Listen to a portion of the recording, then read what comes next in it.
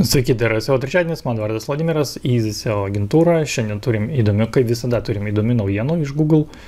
Šį kartą yra apie atnaujintą spam politiką. Google atnaujina savo dokumentą Google Search Rater Guidelines.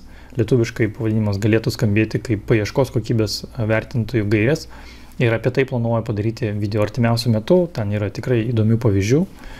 O dabar noriu pakalbėti tik tai apie dokumentą, kuris yra čia nuoroda bus spam politikos dokumentas, jis atrodo štai taip. Ir čia reikėtų surasti vietą, kur yra Site Reputation Abuse. Dabar tik tai noriu parodyti pavyzdžius, ką Google'as įdėjo į dokumentą, kokius pavyzdžius įdėjo ir kaip jie padaro aiškesnės gairės arba aiškesnius reikalavimus, kas yra Site Abuse arba piktnaudžiavimas reputacija. Gerai, dabar pradėsiu nuo pagrindinio dalyko. Prieš tai turiu paminėti dar, kad dažnai Site Reputation Abuse dar vadinamas yra vienas iš tokių metodų, gan populiarus parazitinis SEO, kai išnaudojama reputacija domeno ir sukuriama, gali būti, kad sukūrimas subdomenas, gali būti sukūrimas folderis vidinės ir jame yra talpinama informacija, kuri nėra tiesiogiai susijęs su pagrindinė portalo arba svetainės tematika. Ir vienas iš tokių pavyzdžių yra Forbes.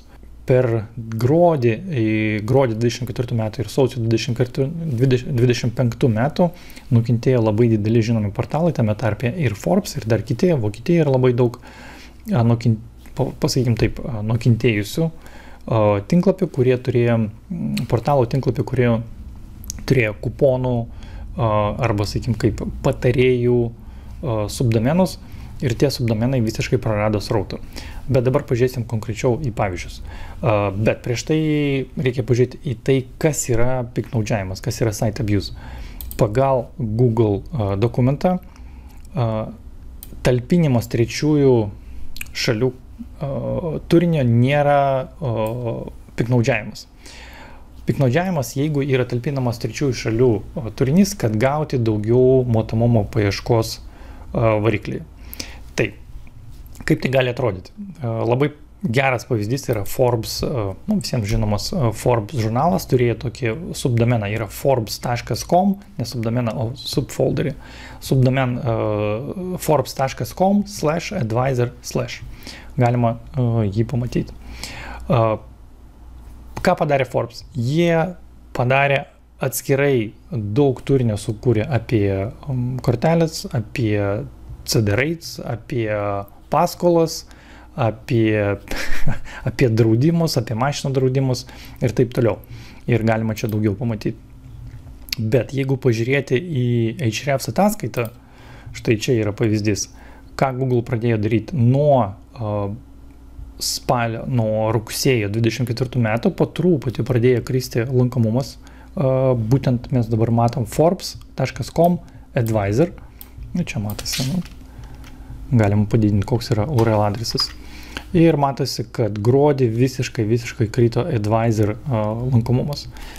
Ir taip atsitiko ne tik su Forbesu. Tai grįžtam į pagrindinę tematiką apie tai, kas yra Site Reputation Abuse. Pažiūrėsim dabar konkrečiau į pavyzdžius. Štai čia lietuviškai padarėm tokią santrauką ir dar pridėjau savo komentarus apie tai, ką reikėtų daryti, kaip identifikuoti savo tinklapį, ar gali būti, kad Google'as pagalvos, kad jūsų tinklapis yra, kad jam gali būti pritaikytos sankcijos, kaip Site Abuse. Ok, pavyzdžiai. Vienas iš pavyzdžių – edukacinė svetainė talpino trečios šalies kurtą turinį apie greitųjų paskolų apžvalgas. Būtent tai, ką padarė Forbes. Arba medicinos portalas skelbė trečios šalies reklaminį turinį apie geriausius kazino. Čia jau yra toks dalykas, kur tikrai labai sudėtinga atskirti SEO straipsnį nuo redakcinio straipsnio, bet apie tai irgi paminėsiu šiek tiek vėliau. Taip, pavyzdžiui, filmų apžvalgų svetainė talpina turinį, kurios yra visiškai nesusijusios su pagrindinė tematika. Pavyzdžiui, kaip nusipirkti sekėjo socialiniuose tinkluose. Tai nebūtų kaip tiesiogiai susijęta su pagrindinė portalo tematika. Naujienų portalai publikuoja pateiktus nuolaidų kodus. Čia grinai eina apie kalbą, Vokietijoje buvo labai populiaru, dideli portalai turėjo savo subdomenus su kuponais ir tie kuponai buvo praškai kiekvienam atvejui ir sugeneruodavo labai daug srauto dėl pagrindinio domeno autoriteto. Lietuvoje tai nėra taip populiaru, bet teko matyti. Kas nėra laikoma piktnaudžiavimu? Tai galėsim pažiūrėti, ačiū Dievui, kad naujienų ir spaudos pranešimai nėra laikomi site abuse. Naujienų publikacijos, kurios sindikuoja turinį irgi pagal Google nepažeidžia site abuse taisyklių. Forumai, kurie generuoja turinį irgi, su jais viskas ok. Vat, čia labai geras, sakykim, čia yra iš būtent apie redakcinį turinį, kad redakcinio pobūdžio straipsniai su įžvalgomis, su analizėmis nebus skaitomi kaip pažeidžiantis site abuse politiką. Tai jeigu tokia, paminėsiu šiek tiek vėliau, ką daryti, jeigu turit straipsnių, kurie gali būti pataiko į nepageidaujamus straipsnių sąrašą. Taip, nėra, irgi labai geras paaiškinimas, nėra laikomi pažeidimų nuorodos ir reklaminiai skydeliai, jeigu jie tinkamai pažymėti ir nepažeidžia SEO gairių.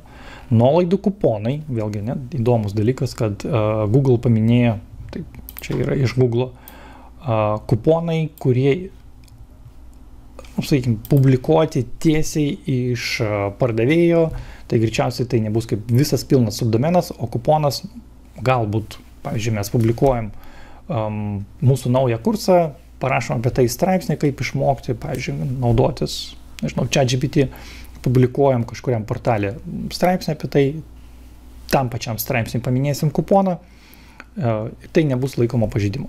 Čia yra mano interpretacija, bet jeigu taip reikėtų daryti, aš daryčiau taip. Ok, ką reikėtų daryti, jeigu jūsų svetainėje yra turinys, kuris gali būti laikomas, kuris pažeidžia, kuris gal pažeidžia site reputation abuse. Jeigu matot, kad jūsų svetainėje yra turinys, kuris galimai pažeidžia, tai būtų gerai iš karto jį identifikuoti ir pereiti per Google taisyklės. Galima atidaryti šitą dokumentą.